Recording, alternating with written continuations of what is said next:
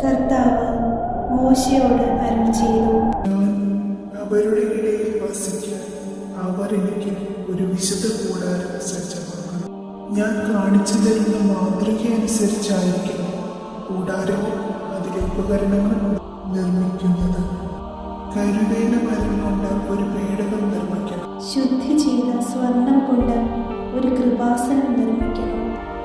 അതിൻ്റെ രണ്ടറ്റത്തിൽ അതിനോട് ഒന്നായി ചേർന്നിരിക്കത്തക്ക വണ്ണം വേണം കെരൂബുകളെ നിർമ്മിക്കാൻ. കൃപാസനം ഓടത്തക്ക വിധം കെരൂബുകൾ ചിറകുകൾ മുകളിലേക്ക് വിരിച്ചു പിടിച്ചിരിക്കണം. കെരൂബുകൾ കൃപാസനത്തിലേക്ക് തിരിഞ്ഞ് മുഖാഭിമുഖം നിലകൊള്ളണം.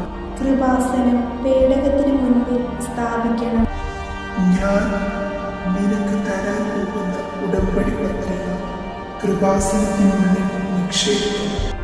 അവിടെ വെച്ച് ഞാൻ